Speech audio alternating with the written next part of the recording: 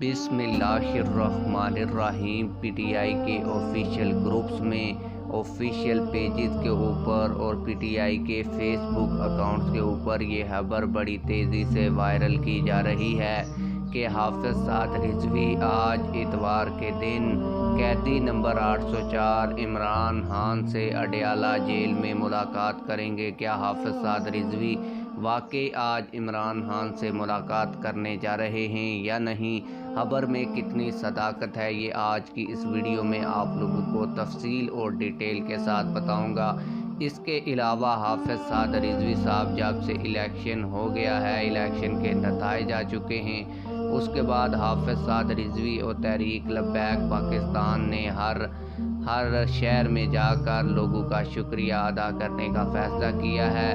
तहरीक लब्बैक पाकिस्तान के अमीर इस हवाले से अटक में एक बड़ा जलसा कर चुके हैं। नारोवाल और सियालकोट में भी तहरीक लब्बैक पाकिस्तान की जानब से एक रैली निकाली गई, एक पंडाल सजाया गया और अवामुन्नास का शुक्रिया अदा किया गया। अवामुन्नास ने भरपूर अंदाज में इन बड़े पावर शो में शिरकत की, लेकिन लोगों का कहना यह है कि इतने लोग तहरीक लब्बैक पाकिस्तान के जलसे में शामिल होते हैं, तहरीक लब्बैक पाकिस्तान को वोट करते हैं, लेकिन धांधली करके तहरीक लब्बैक पाकिस्तान को हरा दिया जाता है। इस तरह तहरीक लब्बैक पाकिस्तान कभी भी इक़्तिदार में ना आ सकती है और ना ही कोई सीट जीत सकती है। लोग मायूसी का इजहार भी कर रहे हैं। जो लोग मायूसी का इजहार कर रहे हैं उनके लिए एक छोटा सा वाक़या मैं इस वीडियो में आप लोगों के साथ शेयर करूंगा। फिर हाफिज साद रिजवी और इमरान खान की मुलाकात के हवाले से आप लोगों को बताऊंगा। आप लोगों को बताता चलूँ कि पिछली सदी का एक वाक़या है कि एक बादशाह एक किला फ़तह करना चाहता था और इस किले को फ़तह करने के लिए उसने तकरीबन 70 के करीब जंगें की और तमाम में नाकाम हो गया और किला हासिल ना कर सका। आखिर वो थक हार गया कि वो किला फ़तह नहीं कर सकता, लेकिन कुछ दिनों के बाद वो एक कुएं पर चला गया और वहाँ पर बैठा देखता क्या है कि एक चिमटी है जो कुएं से बाहर निकलने की कोशिश कर रही है। जब भी थोड़ा सा ऊपर जाती है तो दोबारा नीचे पानी में गिर जाती है।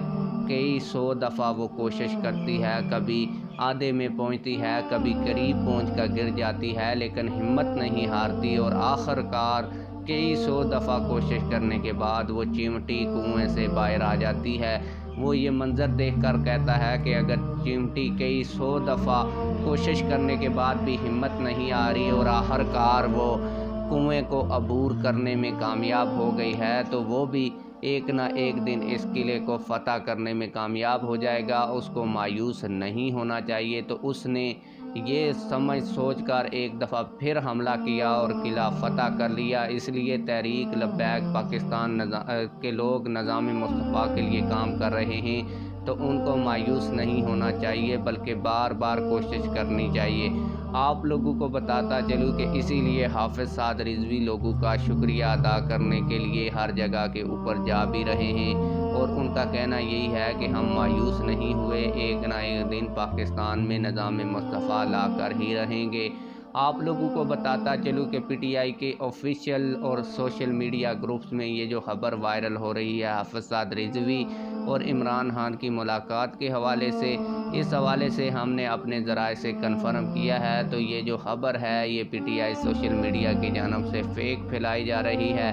तहरीक लब्बैक पाकिस्तान के अमीर हाफिज साद रिजवी और इमरान खान की आज इतवार वाले दिन अडयाला जेल में इमरान खान से कोई मुलाकात मुतवक्के नहीं है। आप लोग इस हवाले से क्या कहते हैं कमेंट सेक्शन में हमें अपनी राय से ज़रूर आगाह कीजिएगा। मिलते हैं किसी और वीडियो में।